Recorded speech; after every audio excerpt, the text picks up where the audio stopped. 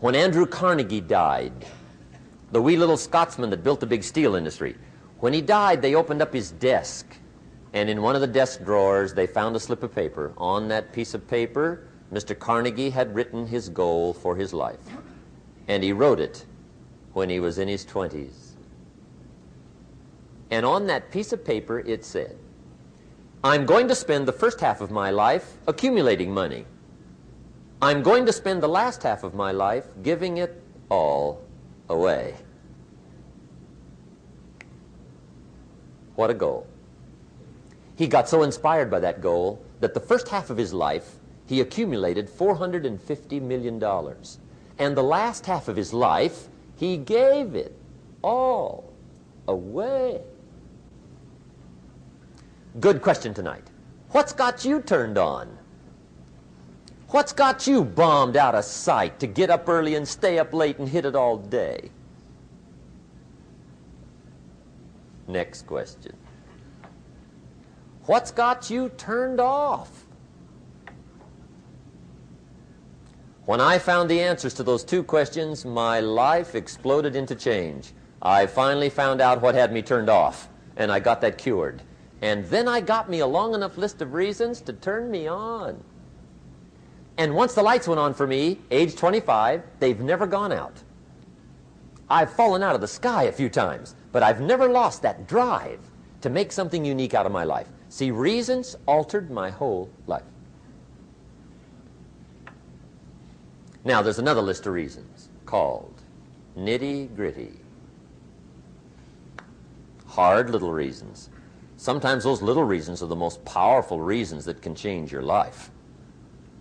Sometimes it doesn't take much. I now carry several $100s in my money clip. It's only a few $100s, but it was one of those reasons turned my life around. Just before I met Mr. Schoaf, I heard a knock at the door. I go to the door, and there's a little girl standing there about this tall selling Girl Scout cookies. And she gave me one of the finest sales presentations I've ever heard. Special deal, several flavors, this whole package of stuff, $2. And with a big smile, she very politely asked me to buy. And I wanted to. Big problem. I'm broke. I don't have $2. And to this day, I can remember the pain and the embarrassment. I'm a father, I'm a husband, I've been to college, I'm working, I'm 25, I don't have $2.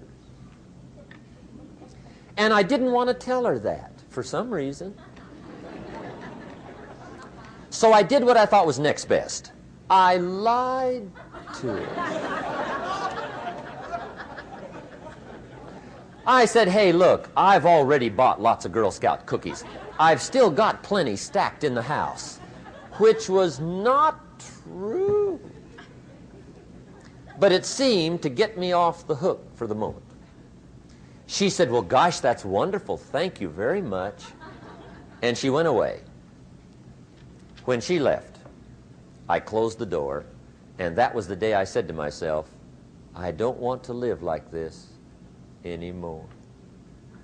I've had it with lying, and I've had it with being broke. I'm never going to let this happen to me ever again. I promised that day I would work as hard as possible and would always carry plenty. It took me a little while, but now I do. It was one of those reasons. And I guess I carry plenty for two reasons. One is the way it makes me feel, but also in case I bump into another Girl Scout selling cookies. Right? I'm ready.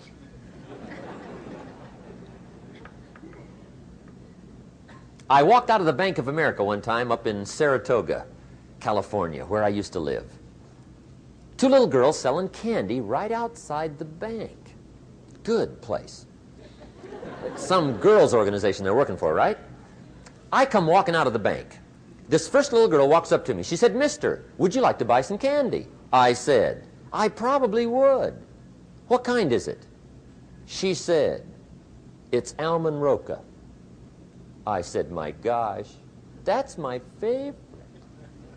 She said, wonderful. I said, how much is it? She said, it's just $2. I thought, incredible. I said, how many boxes of that candy have you got? She said, 5. And her little friend was standing there. She was selling candy too. I said, how many boxes have you got? She said, I've got 4. I said, that's 9. I'll take them all. They said, really? I said, yeah, it's my favorite. I've got some friends. I'll pass them around. They got so excited, put all this candy together. I reached in my pocket, gave them the $18. When I've got the candy and they've got the money, that first little girl looks up at me. She says, Mister, you are really something. How about that?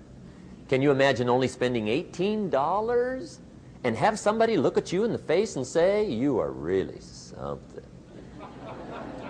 Now you know why I carry heavy, right? I'm not going to miss anymore. It was just one of those reasons.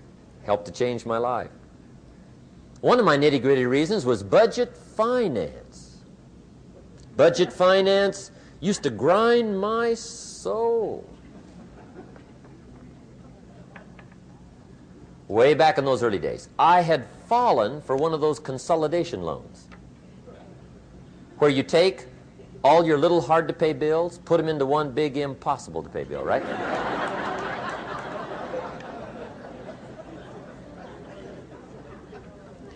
I would get 4 or 5 payments behind. This one guy used to call me day and night. I don't think they're allowed to do that anymore. Harassed me. Threatened to run me in front of the judge. Threatened to ruin my credit. Threatened to embarrass my family. One day he said, we're going to come get your car, drag it rear end up down the street in front of your neighbors. The guy even called me a flake.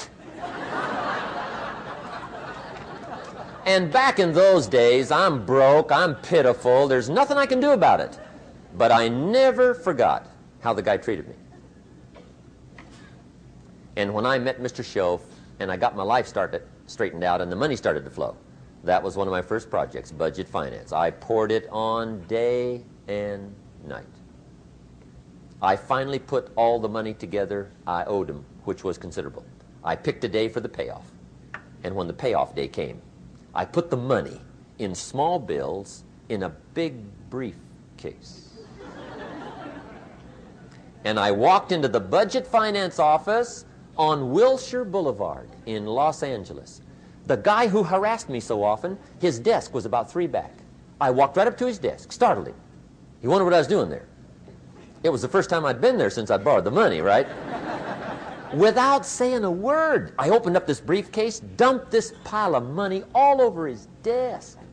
I said, count it. It's all there. I will never be back. And I turned around and stormed out.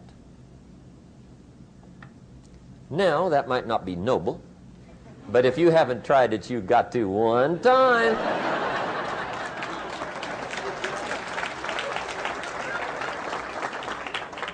It can be the day that turns your life around. All you need is a reason that turns you on. One of my dear friends, Robert Depew, Bobby used to be a school teacher in Lindsay, olive capital of the world. Bobby taught school several years, got a little weary teaching school.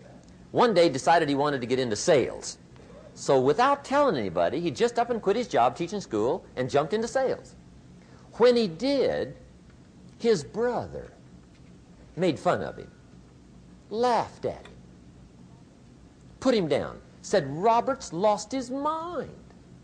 Had a good job teaching school, now he thinks he's a salesman. He's going to go down the drain, lose everything. Just put him down something fierce. Bobby said, the way my brother acted when I got into sales, he said that made me so mad, I decided to get rich.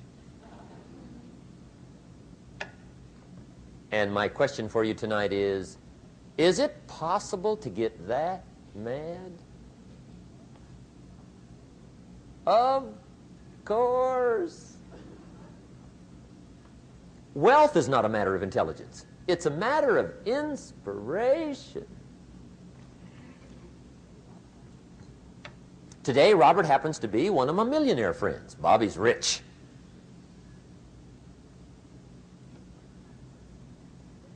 Frank Sinatra said one time, the best revenge is massive success.